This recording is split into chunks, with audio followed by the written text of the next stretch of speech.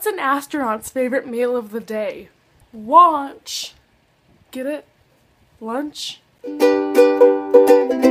is out of tune. Today I'm doing my top 10 of 2013. Last year I had not been on YouTube, so this is my first time doing a end of year video about my favorite books, so I'm really excited. Every time I've seen one of these videos as of now, basically everyone's been saying, wow, 2013 was an amazing reading year.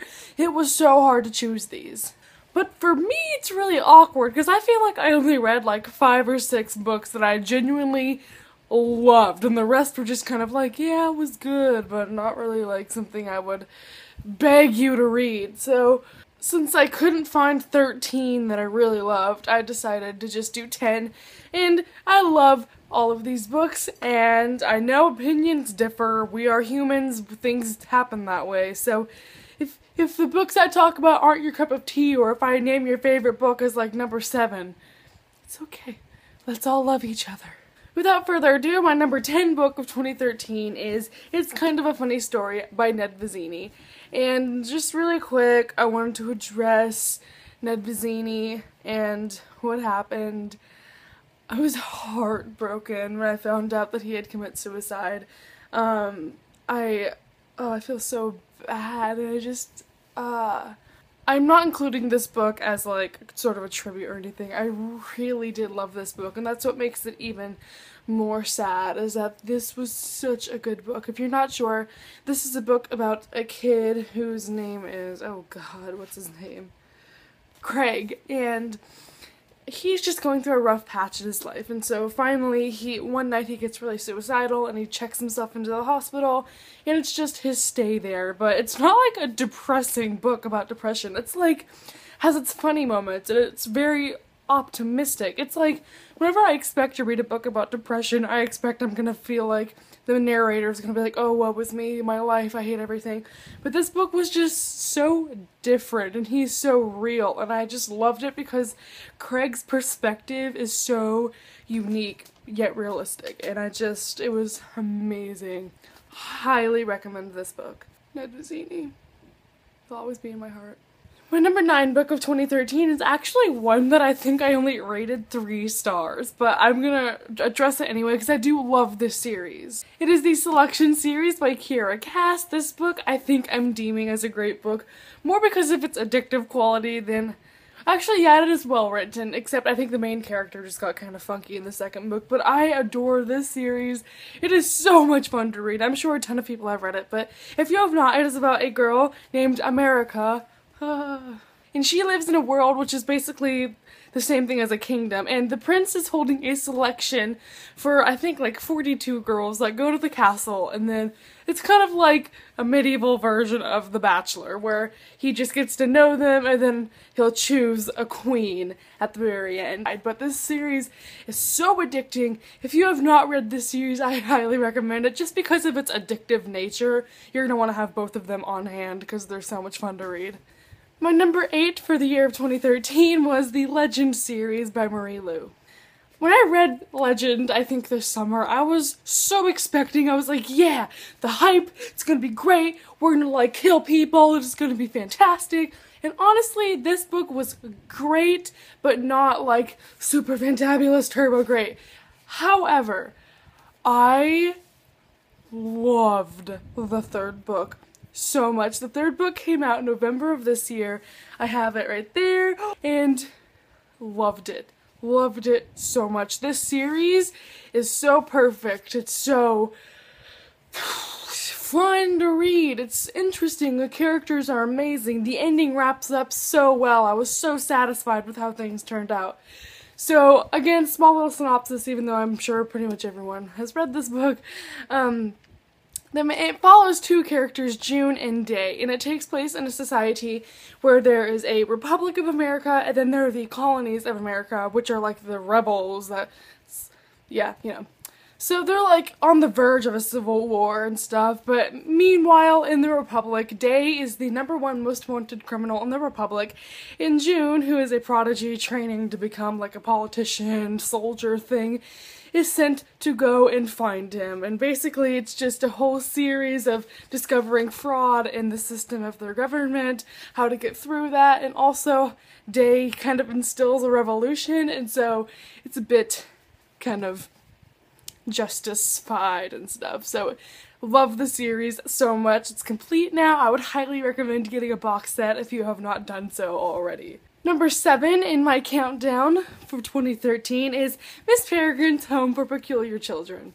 I know a ton of people are very hesitant to pick this up because of its creepy qualities, and I would agree, yeah, it does get a little bit weird, but once you understand the backstory behind those pictures and those characters, then you're like, oh, that's actually really cool. So this book is about a boy named Jacob who has a grandfather who tells him all these stories of these children who have powers and of these monsters in this world, and he thinks they're just bedtime stories, but oh no, they're not just bedtime stories. So I'm not going to spoil anything, and I'm not really sure how much it says in the synopsis that gives away, but it is so interesting. It is not what you will expect, and I cannot wait for Hollow City, which comes out in January, so yes. Again, if you're hesitant about this because this is the creepiest picture you'll see. These twins right here, don't look at them. It's okay. It's so good. My #6 in my countdown is the Infernal Devices series by Cassandra Clare. I read these this year, and I know Clockwork Princess came out in March, I think.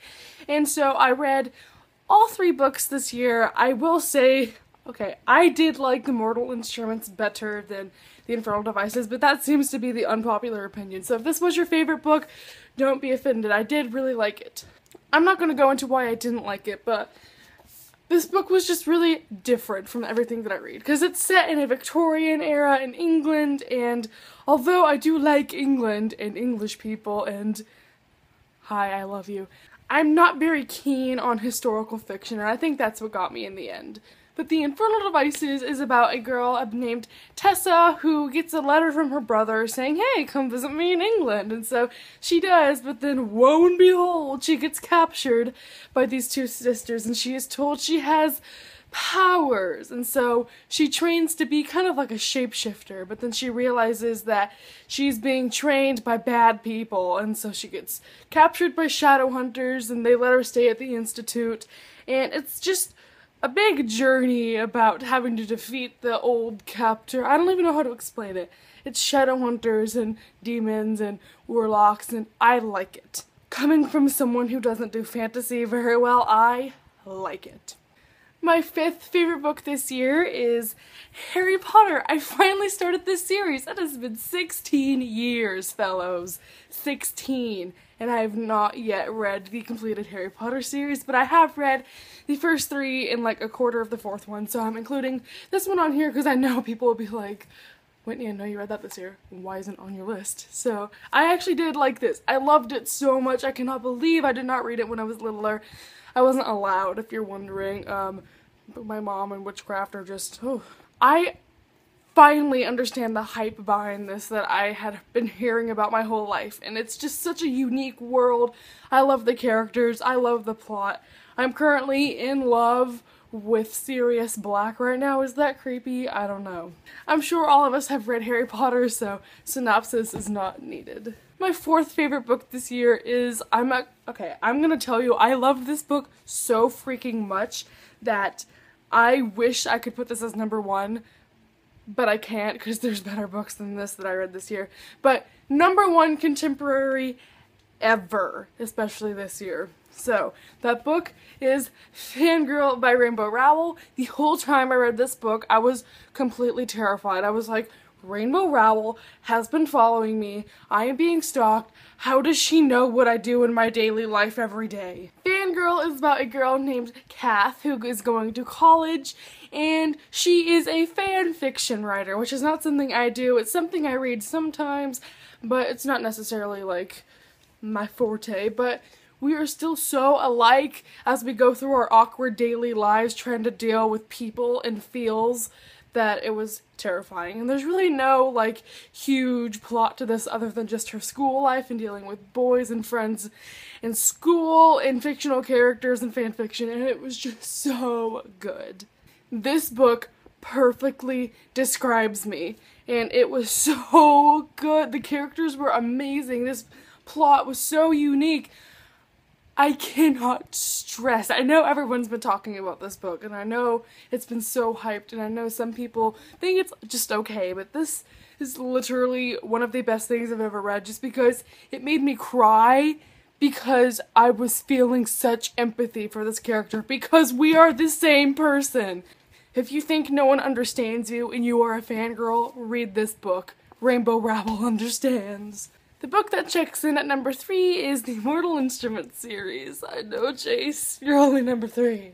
I think I read this toward the last half of the year, and this whole year it has been a collage of, oh my gosh, I love this series, I love these characters, I love everything. I actually have, can you see, they're like all gone, but I do have like a little other over here. I have a thing dedicated for all my Mortal Instruments merch and stuff on my shelf, and I am obsessed. The Mortal Instruments kind of reflects the Infernal Devices, in which there are shadow hunters who hunt demons, and it's just a bunch of cool kids that have like little sword things. Hold on, where'd my steel go? Little sword things, there we go. See, Shadowhunter 101. Some people argue that the series should have only been a trilogy. However, I do like City of Fallen Angels and City of Lost Souls, so I thought it was a good continuation of the series, even if it wasn't supposed to be more than a trilogy. I cannot wait for City of Heavenly Fire. I'm gonna die along with the 6 people that she said are gonna die, and it's not gonna be fun, but we're gonna deal with it because Shadowhunters, my baby. Yeah, I'm kind of pathetic about it. I wear this every day. Number 2 in my lineup of favorite books, can you tell I'm like getting more and more fangirly? Need to calm down. Is The Unbecoming of Mara Dyer by Michelle Hodkin.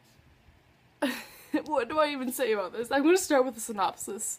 So, The Unbecoming of Mara Dyer is about a girl named Mara Dyer, and the beginning starts out where we're told that she has been in an accident and she remembers none of it. So she is told that she had a building collapse while she was in there. Her 2 best friends and her boyfriend died, and they are relocating to Miami, Florida to start a new life, to make everything better, and just for her to relax. But instead, she is plagued with hallucinations, and she's trying to figure out what really happened. There's some freaky stuff going on, and it's just so confusing, so good, but also Noah Shaw.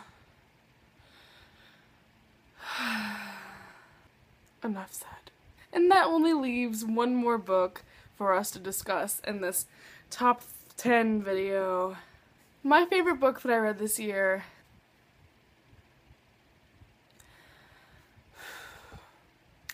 The Shatter Me series is about a girl named Juliet who is plagued with this lethal touch, so that whenever she touches anyone, they like convulse and almost die. Sometimes they actually do die, which sucks for her, because murder.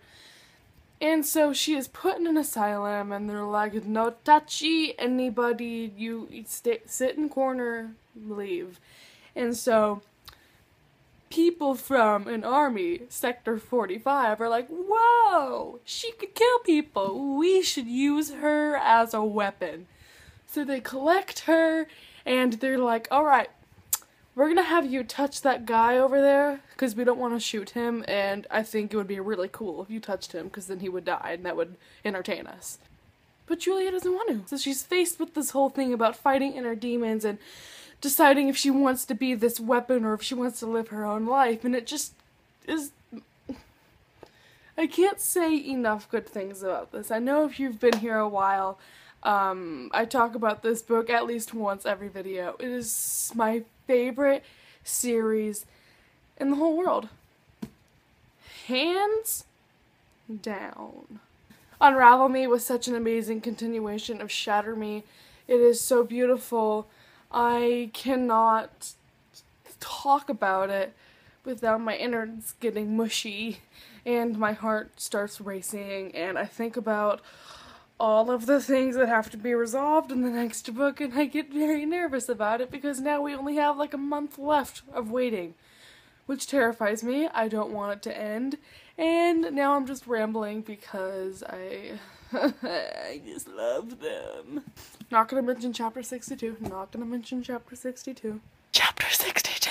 And that was my favorite books of 2013. I'm hoping that 2014 will be amazing. I want to be able to love every book that I read, but I know that's impossible. But I want to love all of them. There's so many sequels coming out in 2014. So many of my favorite series are ending in 2014. I'm gonna be a mess. This might be the last time you see me when I'm not like on the ground like book feels. So with that in mind, I hope you all had an amazing 2013. I hope we'll all continue to have an amazing 2014. 2013 was genuinely one of the best years of my life. I'm so glad that 2013 occurred. Thank you, time, for existing. I will see you next time. Thank you for watching my wrap-up. Let me know what your favorite books are and or if they were Unravel Me, because perfection. I will see ya. Bye-bye.